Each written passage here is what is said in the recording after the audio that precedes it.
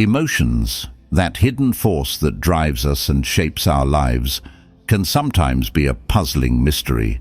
We might feel like we're drowning in a whirlpool of conflicting feelings, searching for a guide to better understand ourselves. Have you ever wondered what emotions really are? How do they affect your life? Do you sometimes feel like a prisoner to your negative emotions, wishing you could control them? In this video, we'll embark on an exploratory journey into the world of emotions. We'll learn how to understand our feelings, manage them wisely, and use them as a compass to guide us toward a happier and more fulfilling life. Whether you're struggling with anxiety, anger, or just feeling lost, we're here to help you navigate the complex landscape of your emotions. Remember, you're not alone on this journey. We're all in this together. So let's dive into this exciting journey and discover the power of our emotions. If you enjoyed this video or found it helpful, please give it a like and comment. Keep it up below. And don't forget to share it with your family and friends. Let's get started.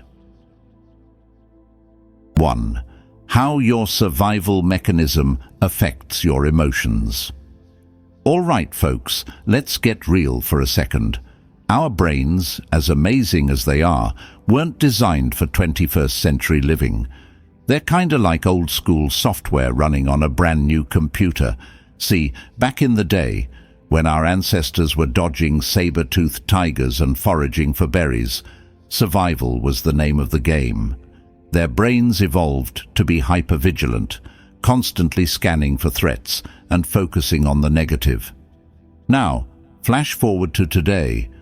We're not exactly facing down predators on the daily, but our brains are still wired for that fight-or-flight response.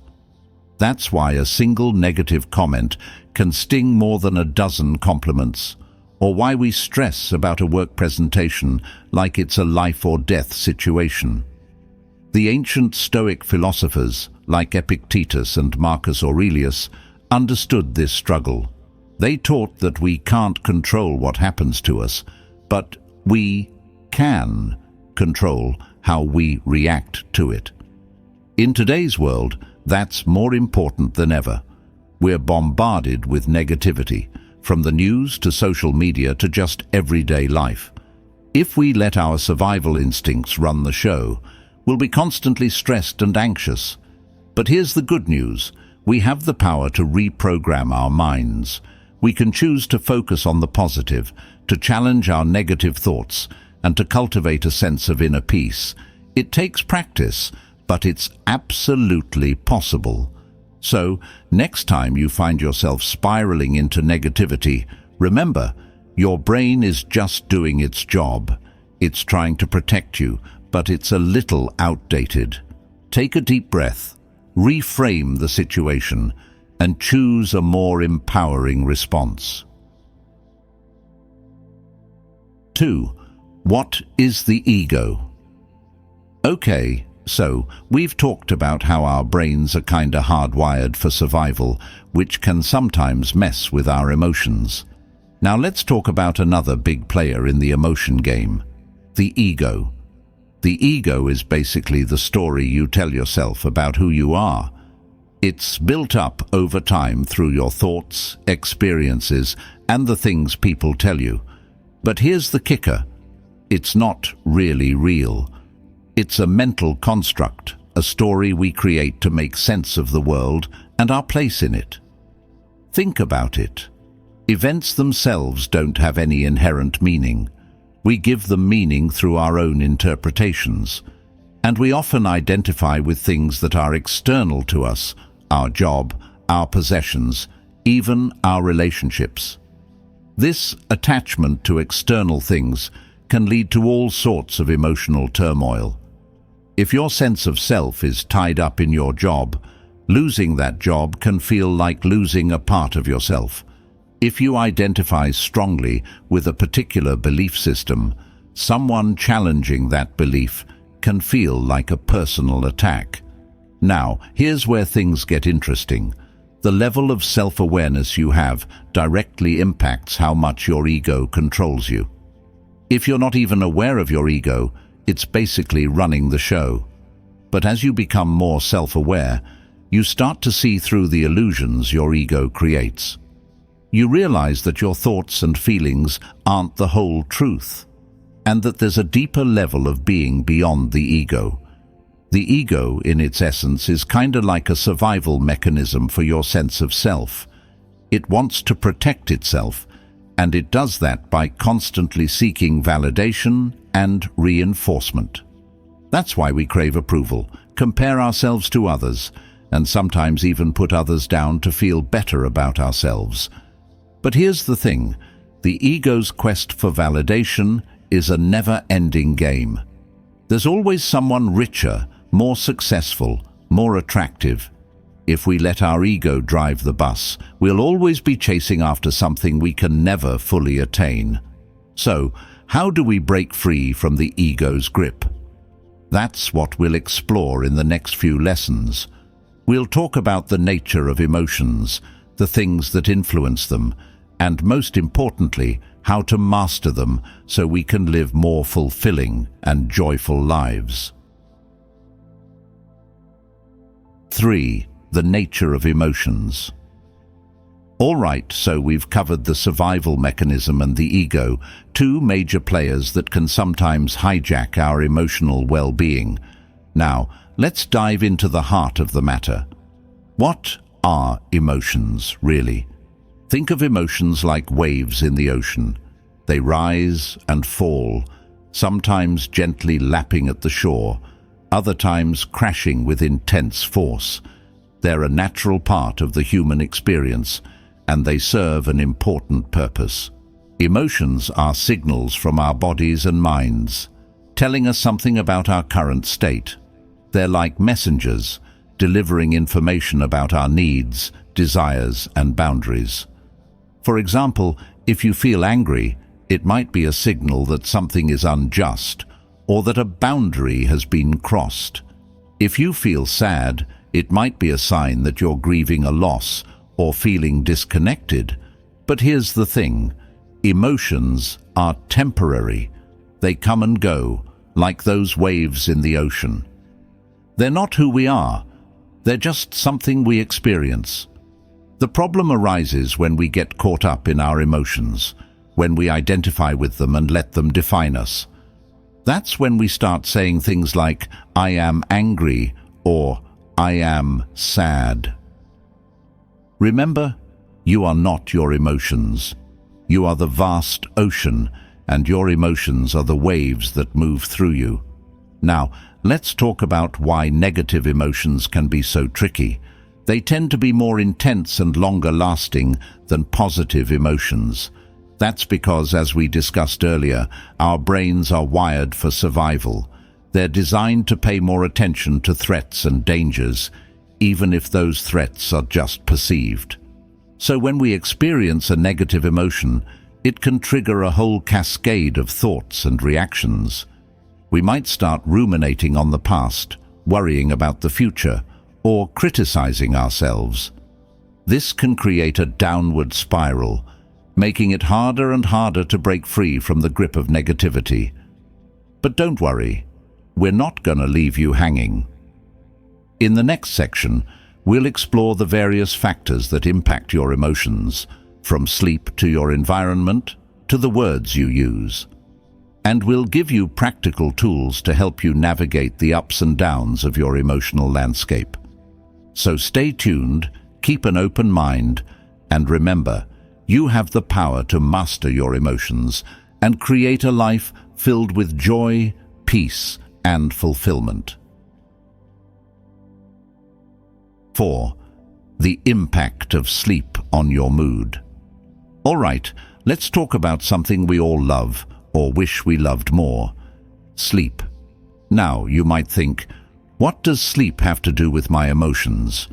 Well, let me tell you, it's a huge deal. Think of your brain like a smartphone. When you use it all day, scrolling through social media, checking emails, watching videos, it starts to get sluggish, right? The battery drains, apps start glitching, and you just want to plug it in and recharge. Your brain is the same way. When you don't get enough sleep, it's like running on low battery. Your cognitive functions slow down, your mood takes a nosedive, and you're more likely to feel irritable, anxious, and even depressed. On the flip side, when you get enough quality sleep, it's like hitting the reset button on your brain. You wake up feeling refreshed, energized, and ready to take on the day.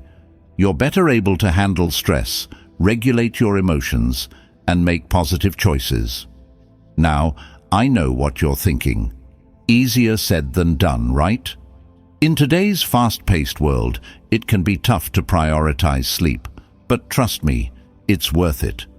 Think of sleep as an investment in your emotional well-being. It's like putting money in the bank. The more you invest, the more you'll have to draw on when you need it. So, how much sleep do you actually need? Most adults need around 7 to 8 hours of quality sleep per night. But it's not just about the quantity. It's also about the quality. Make sure your bedroom is cool, dark, and quiet. Avoid caffeine and alcohol before bed. And try to establish a consistent sleep schedule, even on weekends. Remember, taking care of your sleep is taking care of your emotions. So make it a priority and watch your mood and overall well-being soar.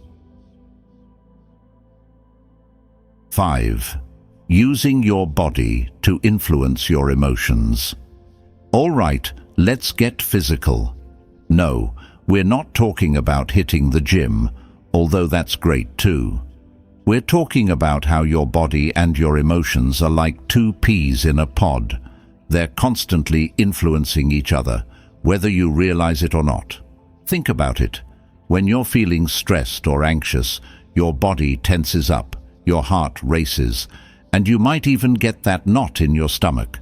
On the other hand, when you're feeling happy and relaxed, your body feels loose, your breathing is easy, and you might even have a smile on your face. The cool thing is, we can actually use this mind-body connection to our advantage. By changing our physical state, we can actually shift our emotions. It's like a backdoor hack into your emotional system. So let's say you're feeling down in the dumps. Instead of wallowing in those negative feelings, try changing your posture. Sit up straight, shoulders back, head held high. Take a few deep breaths and notice how your body starts to feel a little lighter. Or, if you're feeling anxious, try some gentle movement. Go for a walk in nature, do some yoga stretches, or even just dance around your living room. The physical activity will help release tension and boost those feel-good endorphins. Now, I know what you're thinking. This sounds too simple, but trust me, it works. Our bodies and minds are deeply interconnected, and by taking care of one, we're also taking care of the other. The ancient philosophers understood this too. They emphasized the importance of physical health and exercise for overall well-being. They knew that a healthy body leads to a healthy mind, and vice versa. So, let's make a pact, right here, right now. Let's start paying more attention to our bodies and how they're feeling. Let's use movement, posture, and breath to shift our emotions and create a more positive state of being. Remember, you have the power to influence your emotions, not just through your thoughts, but also through your body. So get up, move around, and let your body lead the way to a happier, healthier you. 6. Using your thoughts to influence your emotions.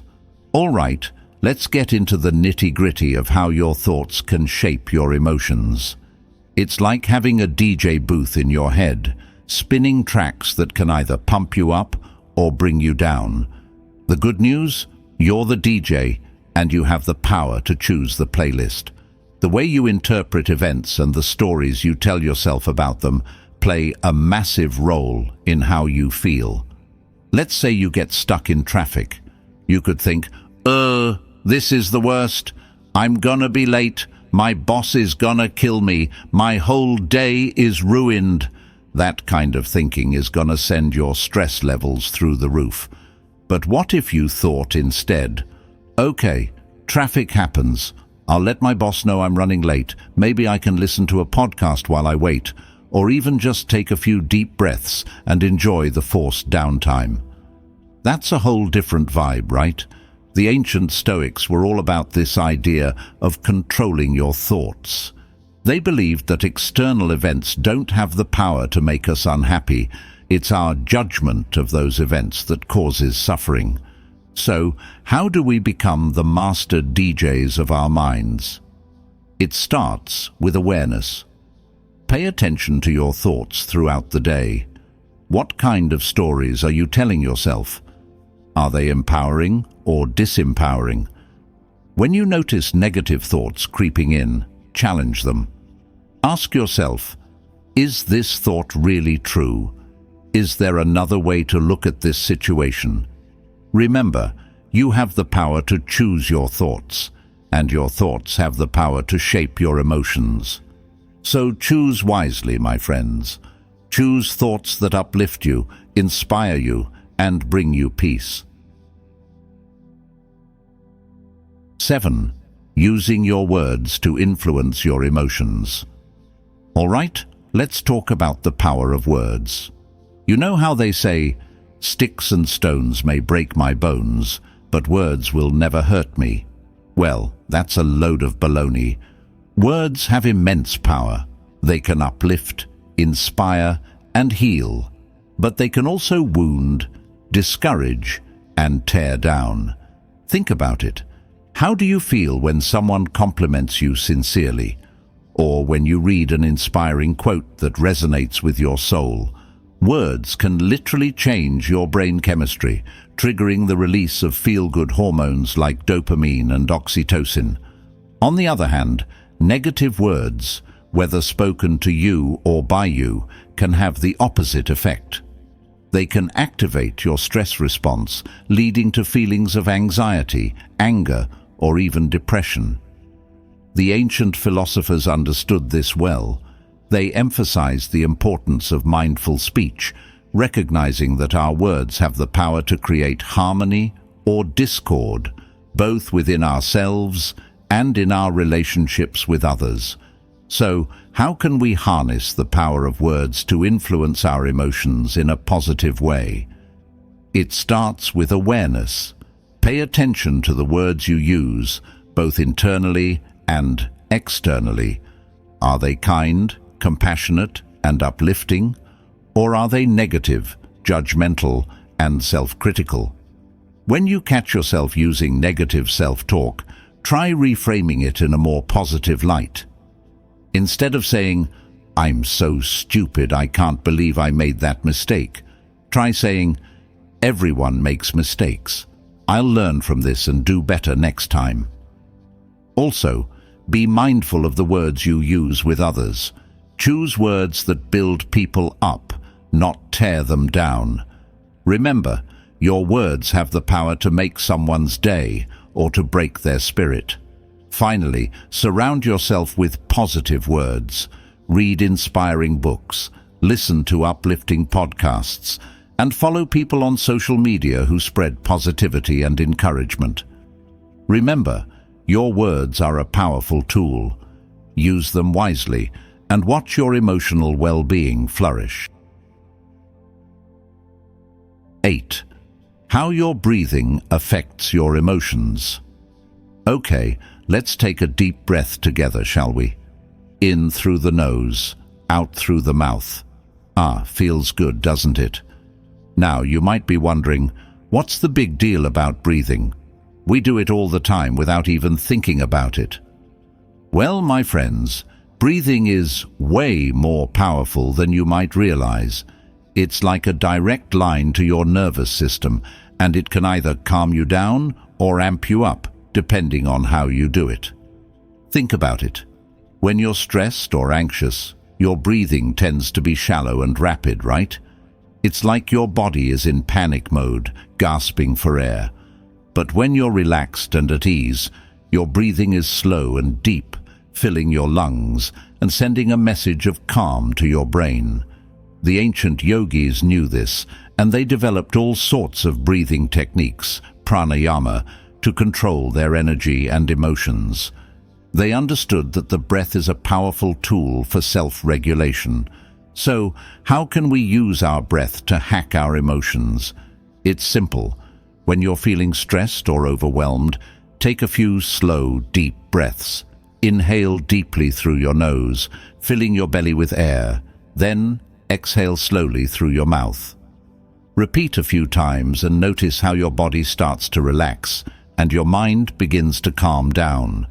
On the other hand, if you're feeling sluggish or unmotivated, try some energizing breaths. Inhale quickly through your nose, then exhale forcefully through your mouth, like you're blowing out candles on a birthday cake. Repeat a few times and feel that surge of energy coursing through your veins. Breathing is like a magic trick you can perform anytime, anywhere. It's free, it's easy, and it's incredibly effective. So next time you're feeling emotionally out of whack, just remember to breathe. Your breath is your anchor, your lifeline, your key to inner peace. 9. How your environment affects your emotions. All right, let's talk about your surroundings, folks. The places you hang out, the people you're with, the stuff you see and hear. All of that plays a major role in how you feel. It's like your environment is constantly whispering, or sometimes shouting, messages to your subconscious, shaping your mood and influencing your thoughts. Think about it. Have you ever walked into a brightly lit, clean and organized room and instantly felt a sense of calm and clarity? Or maybe you've been in a crowded, noisy place and felt your anxiety levels start to rise. That's your environment at work, folks. The ancient philosophers understood this connection between our surroundings and our inner state. They believed that cultivating a harmonious environment was essential for cultivating a harmonious mind. So, how can we create an environment that supports our emotional well-being? It starts with awareness. Take a look around your home, your workspace, the places you spend the most time. Are they cluttered, chaotic and draining? Or are they clean, organized and uplifting? If your environment is feeling a bit chaotic, it's time for a makeover. Declutter your space, add some plants, let in some natural light, and surround yourself with things that bring you joy. Also, pay attention to the people you spend time with. Are they positive, supportive, and uplifting? Or are they negative, draining, and bringing you down? Choose your company wisely, my friends. Surround yourself with people who lift you up and inspire you to be your best self. Finally, be mindful of the information you consume. Are you constantly bombarded with negative news and social media drama? Or are you seeking out content that's positive, educational, and inspiring? Remember, garbage in, garbage out. Your environment is a powerful force, so make it work for you, not against you. Create a space that nurtures your soul, surrounds yourself with positive people, and feed your mind with uplifting content. Your emotions will thank you for it. 10. How music affects your emotions. Okay, let's turn up the volume and talk about the incredible power of music. Now, we all know that music can make us feel things, right? It can make us want to dance, cry, or even just chill out and relax. But have you ever stopped to think about why music has such a profound effect on our emotions? Well, it turns out that music has a direct line to our brains and bodies. It can alter our heart rate, breathing patterns, and even brainwave activity. It can trigger the release of feel-good chemicals like dopamine and endorphins, and it can even activate memories and emotions associated with certain songs or genres. The ancient Greeks understood this connection between music and emotions. They believed that music had the power to heal the soul and promote harmony in the body and mind. So, how can we use music to hack our emotions? It's simple. Choose the right soundtrack for your desired mood. Feeling down? Put on some upbeat, energetic tunes that make you want to move and groove. Need to relax and de-stress? Opt for some calming instrumental music or nature sounds. Want to get pumped up for a workout or a big presentation? Blast some high-energy rock or hip-hop. Music is like a magic potion for your emotions. It can transport you to another time and place, evoke powerful memories, and instantly shift your mood. So, next time you're feeling a certain way, put on some music that matches that feeling, or choose music that can help you shift into a more desired state. Remember, you have the power to create your own emotional soundtrack. So turn up the volume, let the music move you, and watch your emotions transform. 11. How emotions are formed. All right, let's get down to the nitty-gritty of how emotions actually form. It's like a recipe, with a few key ingredients that come together to create those feelings we experience. The first ingredient is an event. This could be anything from getting a promotion at work to bumping into an old friend on the street. The second ingredient is your interpretation of that event. This is where things get interesting. Two people can experience the same event, but have completely different emotional reactions based on how they interpret it. For example, let's say you get a flat tire on your way to an important meeting. One person might interpret this as a major catastrophe, thinking, "This is the worst. I'm going to be late. I'll miss the meeting. My boss will be furious." That interpretation is likely to lead to feelings of stress, anxiety, and frustration. But another person might interpret the same event in a more neutral or even positive way, thinking, "Okay, flat tire, no big deal. I'll call a tow truck, let my boss know I'll be late, and maybe I can even catch up on some work while I wait."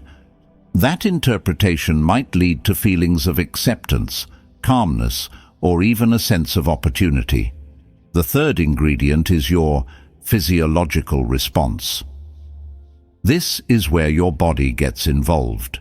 When you interpret an event in a certain way, your brain sends signals to your body, triggering physical sensations like a racing heart, sweaty palms, or a knot in your stomach. Finally, these physical sensations are labeled as an emotion. So that racing heart and sweaty palms might be labeled as anxiety or fear, while a relaxed body and a smile might be labeled as happiness or contentment. Now, here's the key takeaway. You have the power to influence your emotions by changing your interpretation of events. It's like having a remote control for your feelings. Instead of letting your automatic thoughts and reactions dictate how you feel, you can consciously choose to reframe situations in a more positive light. This takes practice, but it's a game changer. So next time you experience a challenging event, pause for a moment and observe your thoughts and interpretations. Are they serving you? Are they creating emotions that empower you or hold you back? Remember, you're the one in charge of your emotional state. Choose your interpretations wisely and watch your well-being transform. 12. Changing your interpretation. All right, let's talk about the power of perspective. You know how sometimes two people can see the same thing and have totally different reactions? That's because the way we interpret events, the meaning we give them, has a huge impact on how we feel about them. Think about it.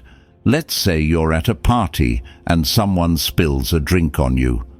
One person might get super angry thinking, "This person is so clumsy and inconsiderate, they ruined my outfit."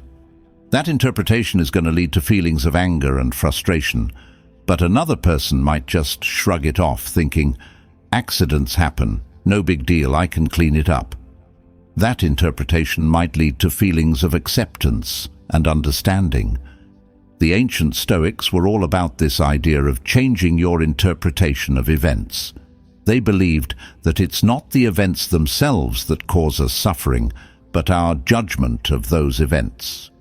So how do we change our interpretations and create more positive emotions?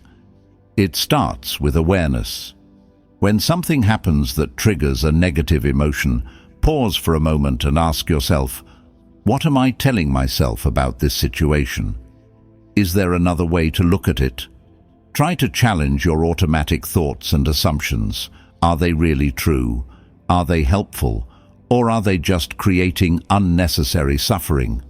Remember, you have the power to choose your interpretations. You can choose to see the good in every situation, to find the silver lining, to focus on the lessons learned. It's like having a pair of magical glasses that can transform your reality. Instead of seeing the world through a lens of negativity and fear, you can choose to see it through a lens of positivity and possibility. So, next time you're faced with a challenging situation, remember, you have the power to change your interpretation, and your interpretation has the power to change your emotions.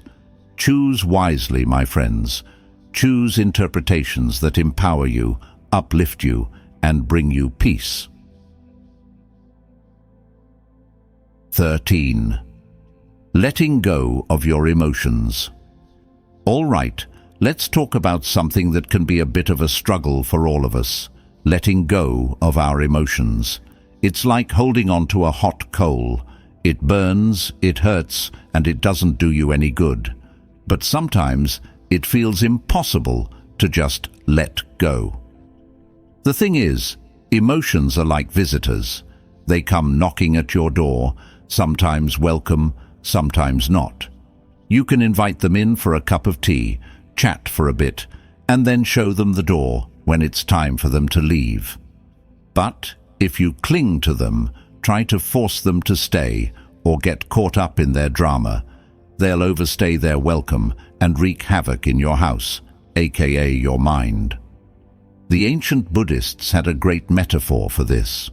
They compared emotions to clouds passing through the sky. You can observe them, appreciate their beauty, but you don't need to cling to them or let them define you.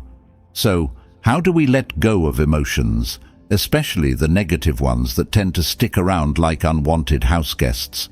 It starts with acceptance. Acknowledge the emotion, feel it fully, but don't judge it or resist it. It's like saying, "Okay, I see you, anger, or sadness, or fear. I feel you, but I'm not going to let you take over." Next, try to observe the emotion without getting caught up in its story.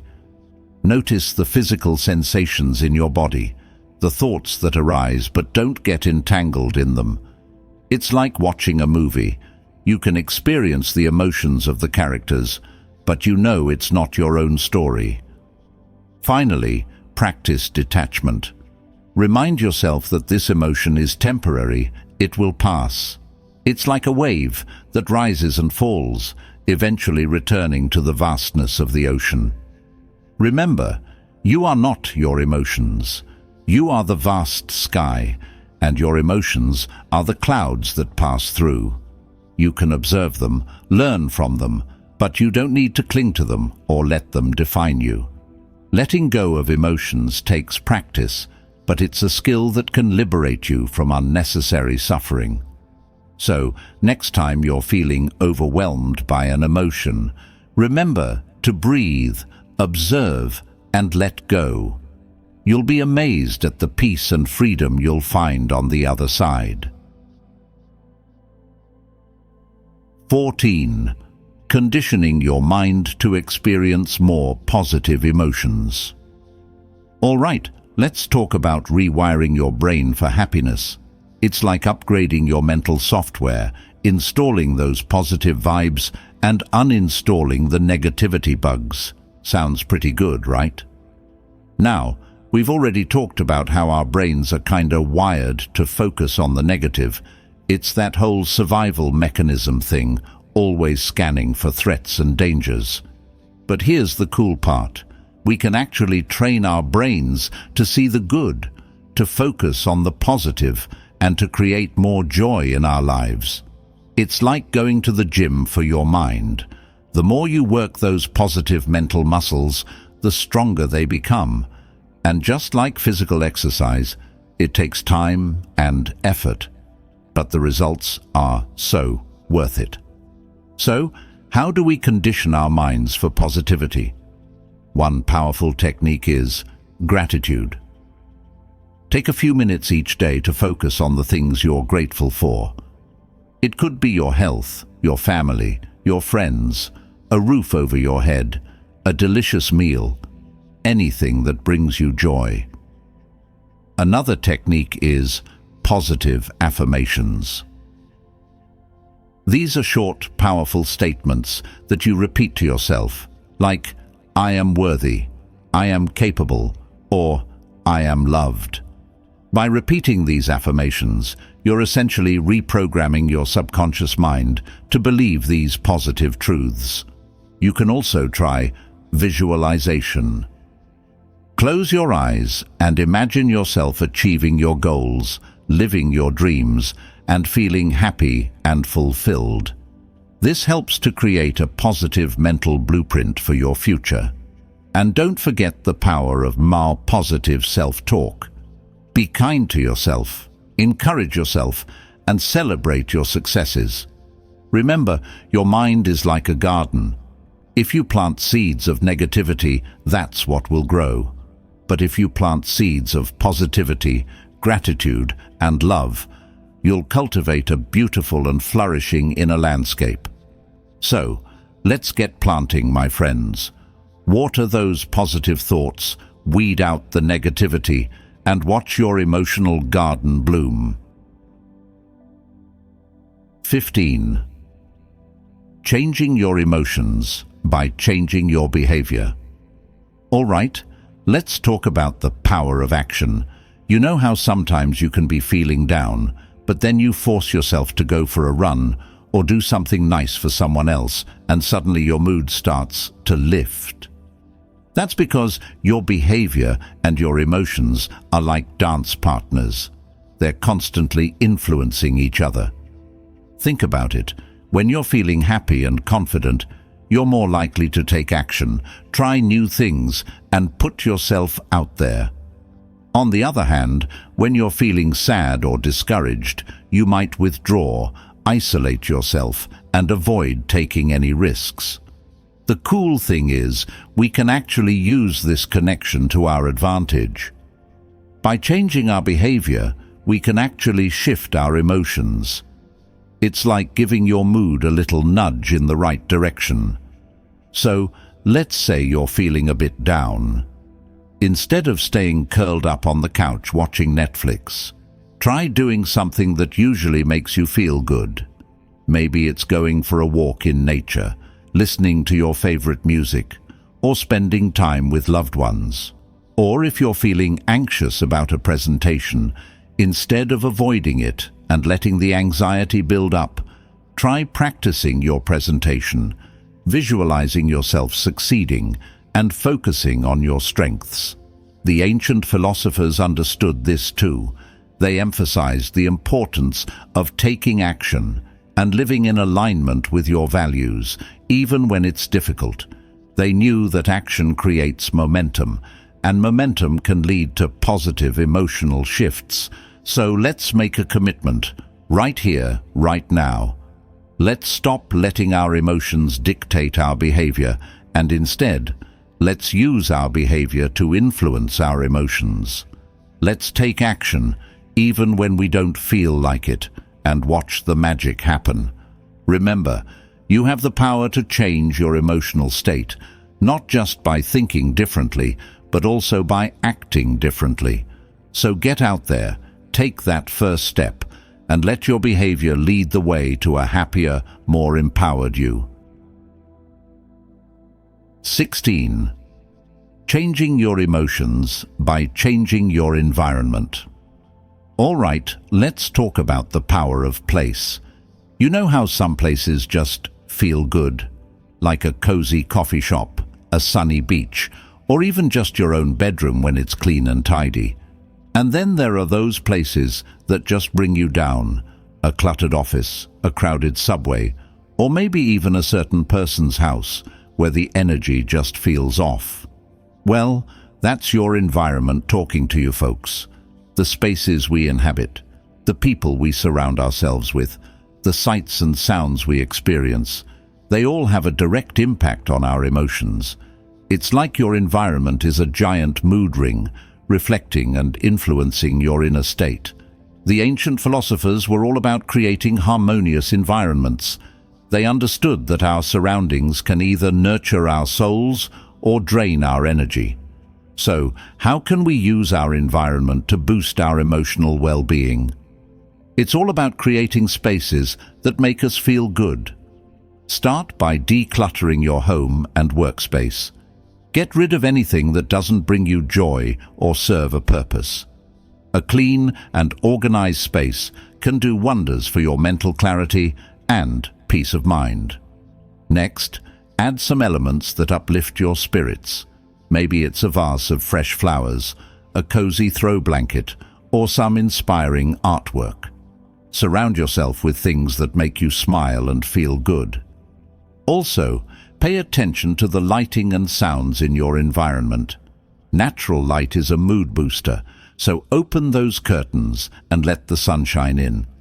And if you're feeling stressed, try playing some calming music or nature sounds. Finally, be mindful of the people you spend time with. Are they positive, supportive, and uplifting, or are they negative, draining, and bringing you down? Remember, you're the average of the 5 people you spend the most time with, so choose your company wisely. Your environment is like a second skin, constantly interacting with your inner world. So make it a beautiful, inspiring, and nurturing one. Your emotions will thank you for it. 17. Short-term and long-term solutions to deal with negative emotions. Okay, let's face it, life throws curveballs, and sometimes those curveballs leave us feeling down in the dumps. It's totally normal to experience negative emotions, but the key is to have a game plan for dealing with them, both in the short term and the long term. Think of it like a first aid kit for your emotions. You need some quick fixes for those immediate ouch moments, but you also need some long-term strategies to build resilience and prevent those emotional wounds from festering. Short-term solutions. Take a breather. When those negative emotions hit, take a step back and literally breathe. Deep, slow breaths can help calm your nervous system and give you some space from the intensity of the feeling. Move your body. Get those endorphins flowing. Go for a run, dance it out, or just do some jumping jacks. Physical activity can be a great way to shift your emotional state. Talk it out. Don't bottle it up. Share how you're feeling with a trusted friend, family member, or therapist. Sometimes just venting can make a world of difference. Distract yourself. Sometimes you just need a break from the intensity of your emotions. Watch a funny movie, read a good book, or do something that brings you joy. Long-term solutions. Identify your triggers. What situations or people tend to bring up negative emotions for you? Once you know your triggers, you can start to develop strategies for dealing with them. Challenge your negative thoughts. Are those thoughts really true? Are they helpful? Try to reframe negative thoughts in a more positive or realistic light. Practice mindfulness and meditation. These practices can help you become more aware of your emotions and learn to observe them without getting caught up in them. Cultivate gratitude. Focus on the good things in your life, big and small. Gratitude can be a powerful antidote to negativity. Seek professional help if needed. If you're struggling to manage your emotions on your own, don't hesitate to reach out to a therapist or counselor.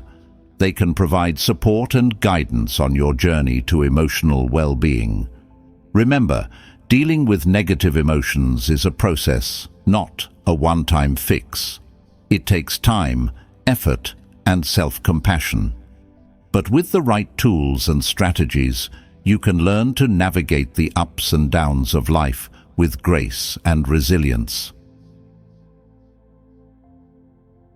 18. How emotions can guide you in the right direction. All right, let's switch gears a bit and talk about how emotions can actually be your friends, not just foes. Yeah, you heard me right.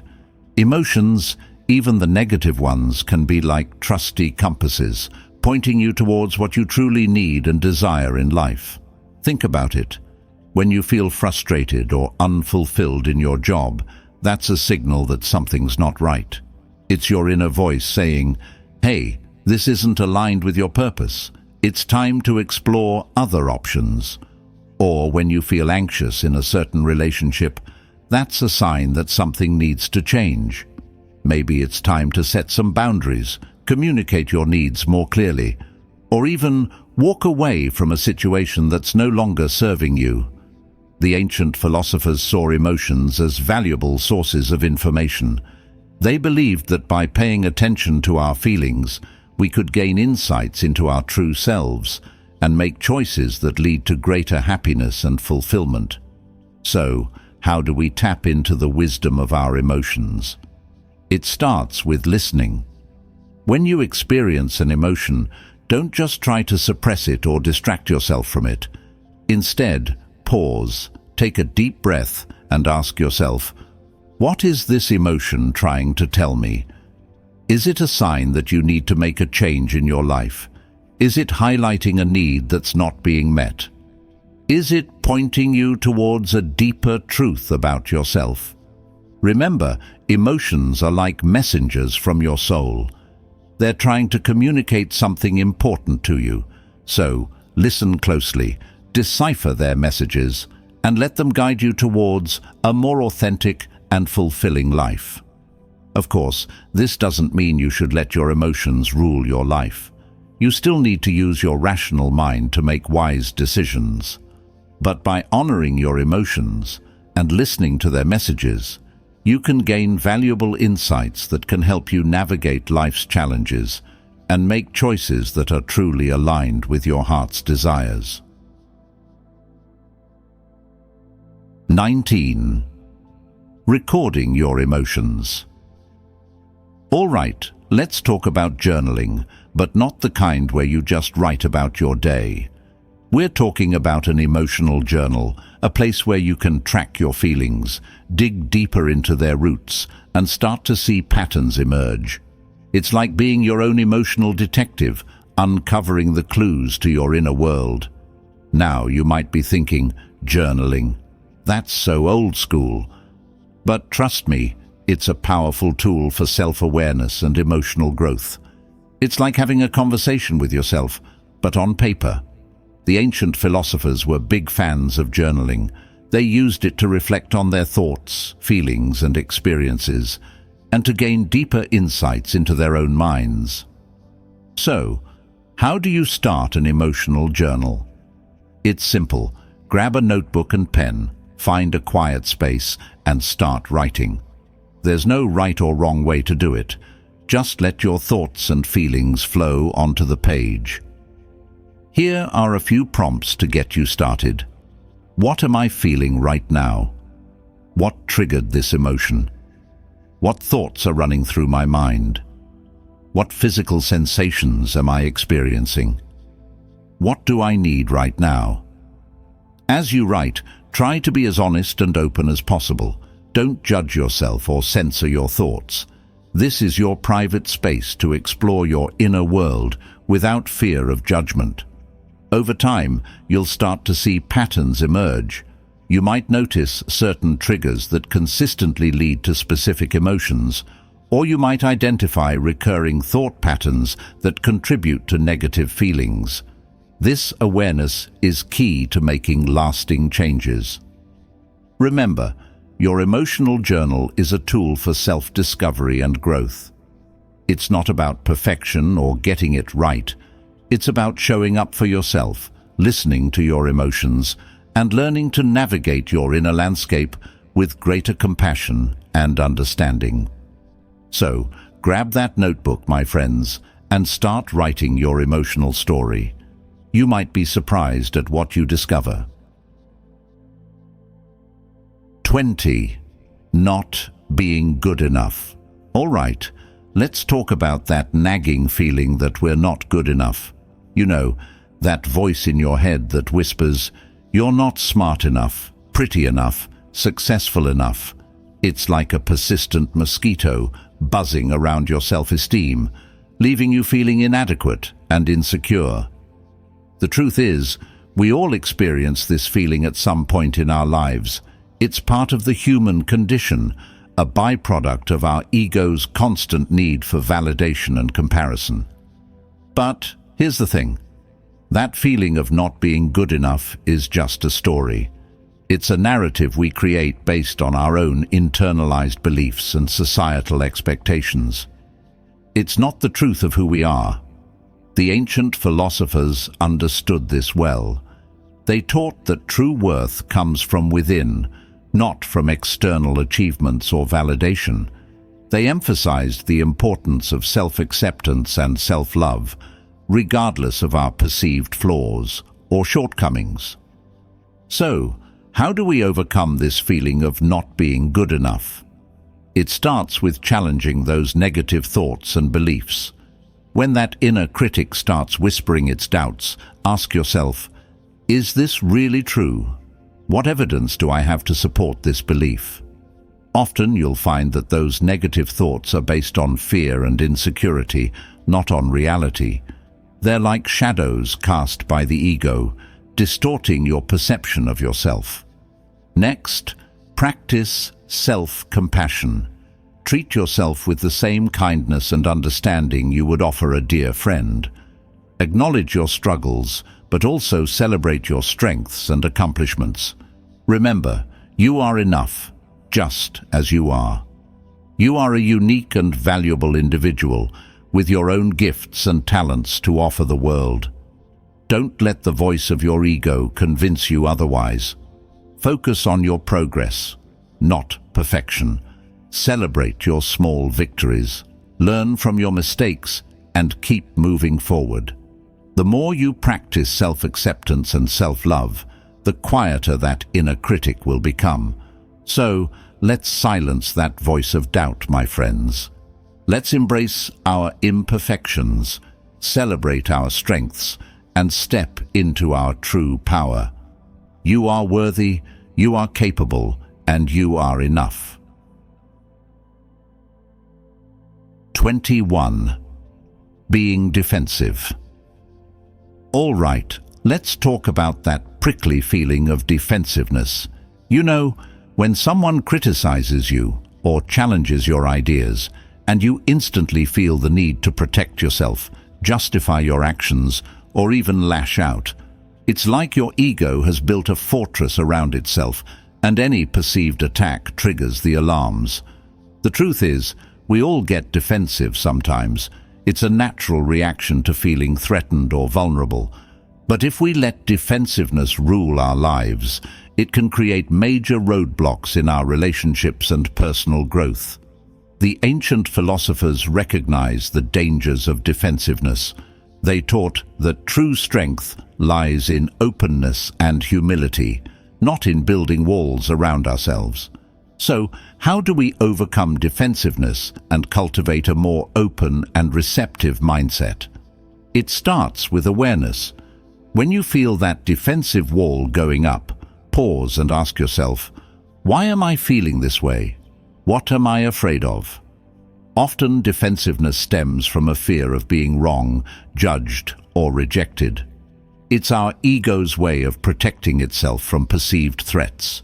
But the irony is, by being defensive, we often end up pushing people away and reinforcing those very fears. Instead of reacting defensively, try to listen with an open mind. Even if you disagree with someone's perspective, try to understand where they're coming from. You might learn something new, or at the very least, you'll show respect for their point of view. Remember, feedback is a gift. It's an opportunity to learn and grow. Instead of seeing criticism as a personal attack, try to see it as a chance to improve and become a better version of yourself. Of course, this doesn't mean you should be a doormat and let people walk all over you. It's important to set boundaries and stand up for yourself when necessary. But do it from a place of calm confidence, not reactive defensiveness. So, let's lower those defenses, my friends. Let's embrace feedback, learn from our mistakes, and cultivate a mindset of openness and growth. The world is full of opportunities to learn and expand, but we have to be willing to let go of our defensiveness and embrace the journey. 22. Stress and worry. All right, let's tackle the twin terrors of modern life, stress and worry. They're like those annoying background noises that just won't quit, constantly buzzing in your ear and draining your energy. Now, we all experience stress and worry from time to time. It's a natural response to challenges and uncertainties. But when it becomes chronic, it can wreak havoc on your health, your relationships, and your overall well-being. The ancient philosophers had a lot to say about stress and worry. They recognized that it's often our thoughts about the future, not the present moment, that cause us the most suffering. So, how do we break free from the grip of stress and worry? It starts with recognizing that most of our worries never actually come true. We spend countless hours agonizing over what-ifs that rarely materialize. Next, try to focus on the present moment.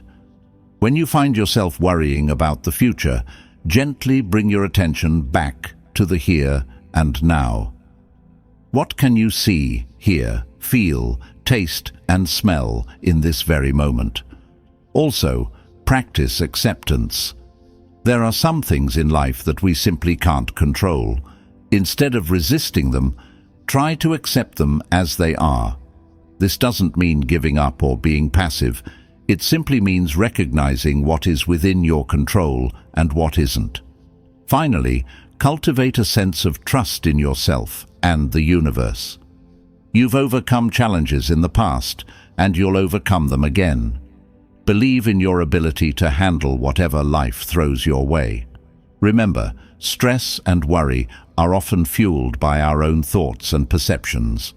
By shifting our focus to the present moment, practicing acceptance, and cultivating trust, we can break free from their grip and create a more peaceful and joyful life. 23. Caring what people think of you. All right, let's talk about that people-pleasing tendency that so many of us struggle with. You know, that constant worry about what others think of us, that need for approval and validation from the outside world. It's like we're walking around with a giant sign on our backs that says, "Please like me." Now, it's natural to want to be liked and accepted. We're social creatures, after all. But when that desire becomes an obsession, it can lead to all sorts of emotional turmoil. We start making decisions based on what we think others want, rather than what we truly want for ourselves. We become afraid to speak our minds, express our true selves, or take risks, all because we're worried about what others might think. The ancient philosophers warned against this trap. They taught that true freedom comes from living in alignment with your own values and principles, not from seeking the approval of others. So, how do we break free from the need for external validation and cultivate a stronger sense of self-worth? It starts with recognizing that you can't please everyone. No matter what you do, there will always be someone who disagrees with you, criticizes you, or simply doesn't like you. And that's okay. Next, focus on your own values and priorities. What's important to you? What kind of person do you want to be? Make decisions based on those values, not on what you think others expect of you. Remember, your worth doesn't depend on the opinions of others. You are valuable simply because you exist. You have unique gifts and talents to offer the world, and your voice deserves to be heard. Practice self-acceptance and self-love. Embrace your quirks, your flaws, and your imperfections. They're what make you unique and beautiful. Finally, surround yourself with people who love and accept you for who you are, not for who they want you to be. These are the people who will support you, encourage you, and celebrate your authentic self. So let's ditch that people-pleasing mentality, my friends. Let's embrace our true selves, speak our minds, and live in alignment with our own values. The world needs your unique light to shine. 24. Resentment. All right, let's talk about that bitter taste of resentment. You know, that feeling of holding a grudge, replaying past hurts, and feeling like someone owes you something. It's like carrying around a heavy backpack full of rocks, weighing you down and preventing you from moving forward. The truth is, we all experience resentment from time to time. It's a natural reaction to feeling wronged or unfairly treated. But if we let resentment fester, it can poison our relationships, our health, and our overall well-being. It's like drinking poison and expecting the other person to die. The ancient philosophers warned against the dangers of resentment. They taught that forgiveness and letting go are essential for inner peace and happiness. So, how do we release resentment and free ourselves from its grip? It starts with acknowledging the hurt. Don't try to suppress it or pretend it doesn't exist. Allow yourself to feel the pain, the anger, the sadness. Next, try to understand the situation from the other person's perspective. Maybe they didn't intend to hurt you. Maybe they were acting out of their own pain or insecurity. This doesn't excuse their behavior, but it can help you cultivate compassion and understanding. Remember, forgiveness doesn't mean condoning the behavior or forgetting what happened. It simply means releasing the negative emotions attached to the event and choosing to move forward. Finally, focus on the present moment. Resentment keeps us stuck in the past, replaying old hurts and grievances. By shifting our focus to the present, we can create space for healing and new possibilities. It's important to note that forgiveness is a process, not a one-time event. It may take time and effort to fully release resentment, especially if the wound is deep. But with patience and self-compassion, you can free yourself from its grip and create a more peaceful and joyful life. So, let's drop those heavy backpacks, my friends. Let's forgive, let go, and move forward with lightness and grace. The past is gone, the future is unwritten, and the present moment is all we have. At 25, jealousy. All right, let's talk about that green-eyed monster, jealousy. You know that feeling, right? When you see someone else with something you want, a better job, a nicer car, a more loving relationship, and you feel that pang of envy, that sense of, why not me? Jealousy is a tricky emotion. It can be a powerful motivator, pushing us to strive for more and achieve our goals. But it can also be destructive, leading to resentment, bitterness, and even sabotage. The ancient philosophers recognized the dangers of jealousy. They saw it as a form of self-inflicted suffering, a poison that eats away at our happiness and contentment. So, how do we tame the green-eyed monster and cultivate a more peaceful and grateful heart? It starts with recognizing that jealousy is often rooted in comparison. We compare our lives, our achievements, our possessions to those of others, and we come up short. But here's the thing: comparison is a trap. It's like trying to measure the ocean with a teaspoon. There will always be someone who has more, who's achieved more, who seems to have it all. If we focus on what we lack, we'll always feel inadequate. Instead of comparing yourself to others, focus on your own journey. Celebrate your own successes, no matter how small they may seem. Appreciate the unique gifts and talents you bring to the world. Practice gratitude for what you have, rather than focusing on what you lack. There's always something to be grateful for, even in the midst of challenges. Remember, jealousy is a sign that you desire something. Instead of letting it consume you, use it as fuel to pursue your own goals and dreams. Channel that energy into creating the life you want, rather than resenting those who already have it. Finally, cultivate a sense of abundance. There's enough success, love, and happiness to go around for everyone. Your success doesn't diminish anyone else's, and their success doesn't diminish yours. So, let's tame that green-eyed monster, my friends. Let's focus on our own journeys, celebrate our own successes, and cultivate a mindset of gratitude and abundance. There's so much beauty and joy to be found in this world, but we have to be willing to let go of jealousy and embrace our own unique path. 26. Depression. All right, let's talk about a heavy one: depression. Now, this isn't just feeling a bit down or having a bad day. Depression is a serious condition that affects millions of people worldwide. It's like being stuck in a dark tunnel where even the smallest glimmer of light seems out of reach. The truth is, depression is complex and multifaceted. It can be caused by a combination of factors, including genetics, brain chemistry, life events, and even our own thought patterns. The ancient philosophers didn't have a specific term for depression, but they certainly recognized the experience of profound sadness and despair.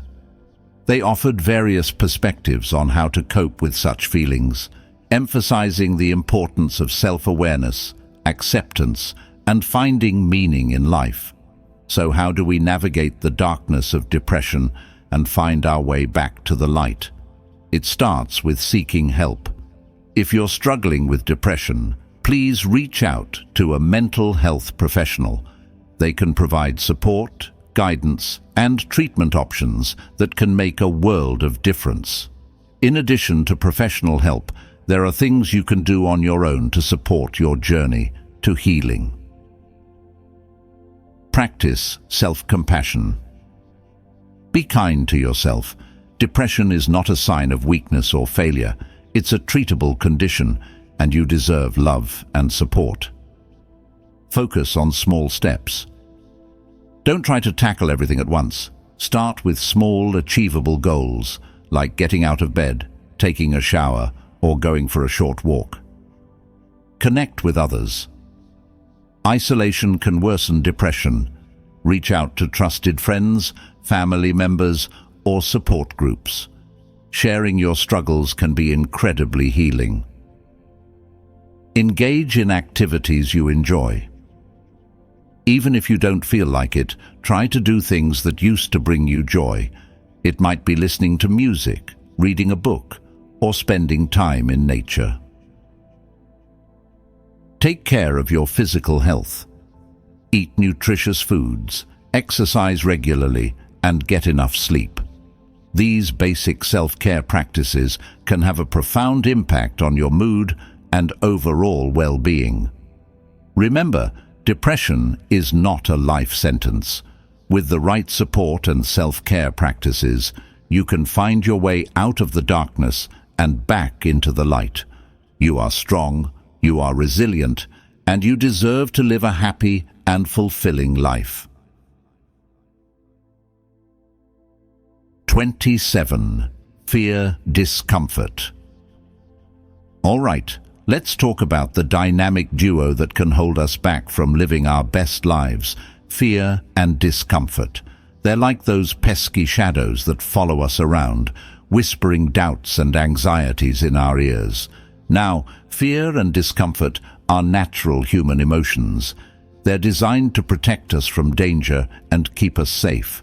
But sometimes they can become overprotective, holding us back from taking risks, pursuing our dreams, and stepping outside our comfort zones.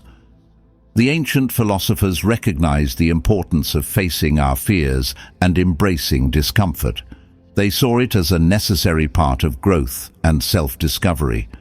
So, how do we overcome fear and discomfort and step into our full potential? It starts with recognizing that fear is often based on illusion, not reality. Our minds tend to exaggerate the potential consequences of taking risks, creating worst-case scenarios that rarely come true. Next, try to reframe discomfort as a sign of growth. When you step outside your comfort zone, it's natural to feel a bit uneasy. But that discomfort is a sign that you're learning, expanding, and evolving. Remember, the greatest rewards in life often lie on the other side of fear. By facing our fears and embracing discomfort, we open ourselves up to new experiences, opportunities, and possibilities. Here are a few tips for overcoming fear and discomfort. Start small. Don't try to conquer your biggest fear all at once. Take small steps, gradually exposing yourself to the things that make you uncomfortable. Focus on your breath. When fear or discomfort arises, take a few deep breaths. This can help calm your nervous system and bring you back to the present moment. Visualize success. Imagine yourself overcoming your fear and achieving your goals.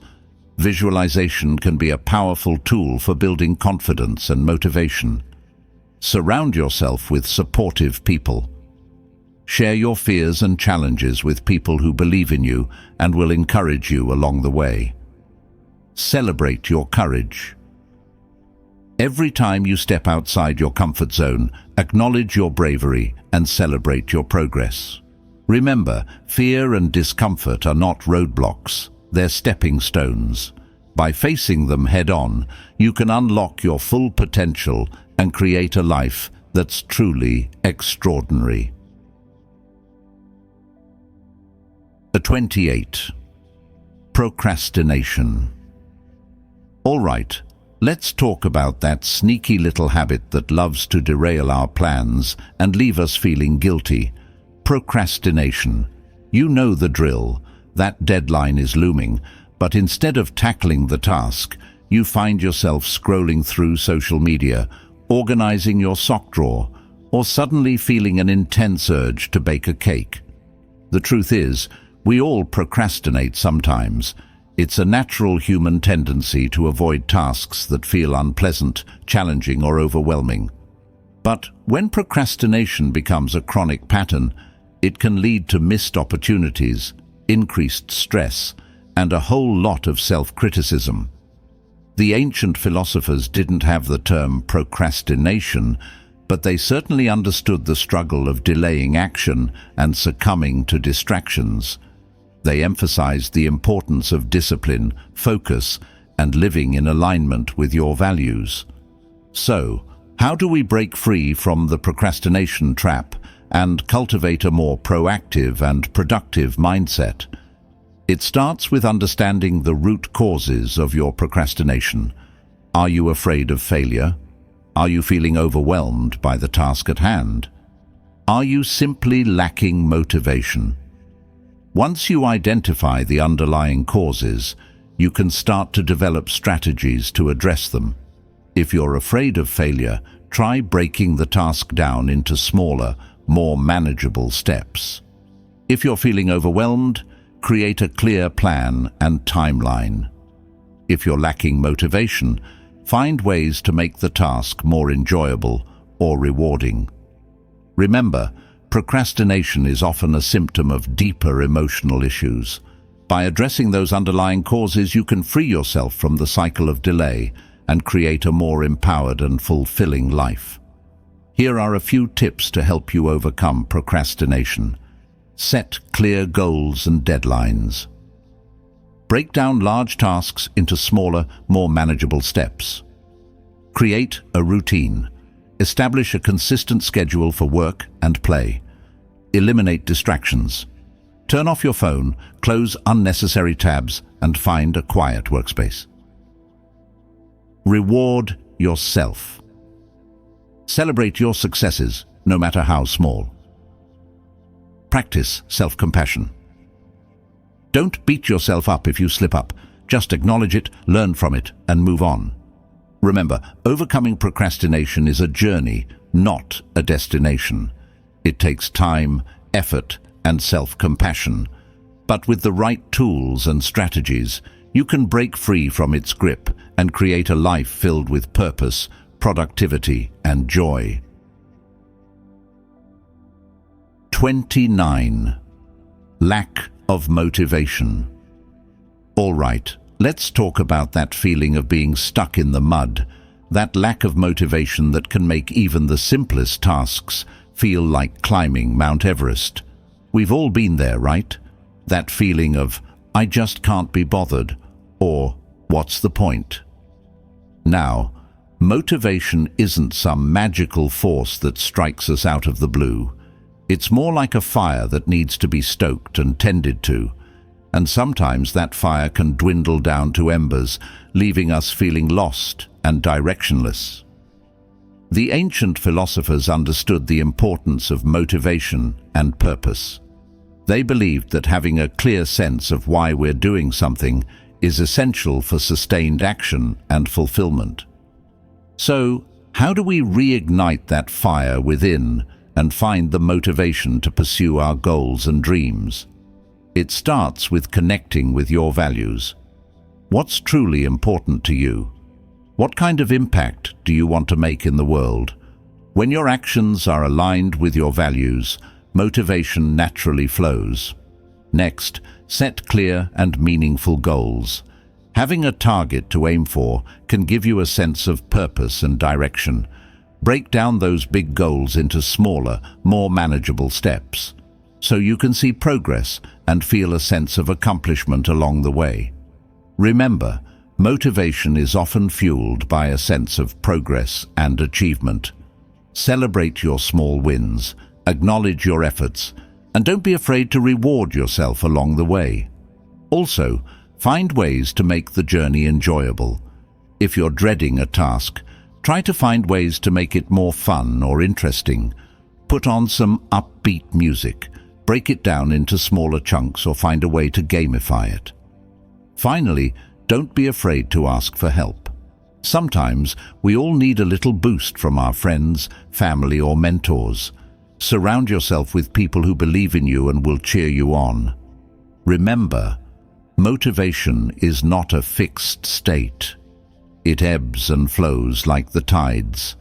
But by connecting with your values, setting clear goals, celebrating your progress, and finding joy in the journey, you can cultivate a sustainable source of motivation that will propel you towards your dreams.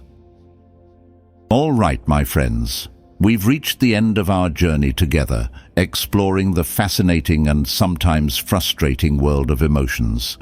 We've talked about the ancient philosophers, the science of the brain, and most importantly, the practical tools you can use to master your emotional well-being. Remember, emotions are not your enemy. They're messengers, guides, and even teachers, if you're willing to listen. They can show you what you truly value, what needs to change in your life, and where you need to heal. But they can also be tricky little devils, especially when we let our survival instincts or our egos take the wheel. That's when we get caught up in negativity, resentment, and self-doubt. The good news is, you have the power to choose. You can choose to let your emotions control you, or you can choose to master them. You can choose to react automatically, or you can choose to respond consciously. It takes practice, my friends. It takes awareness, self-compassion, and a willingness to do the inner work. But I promise you, it's worth it. When you master your emotions, you unlock a whole new level of freedom, peace, and joy. You become the captain of your own ship, navigating the ups and downs of life with grace and resilience. So, keep practicing, keep learning, and keep growing. Remember, you're not alone in this journey. We're all in this together. And together, we can create a world where emotional well-being is not just a luxury, but a way of life. Now go out there and shine, my friends. You've got this.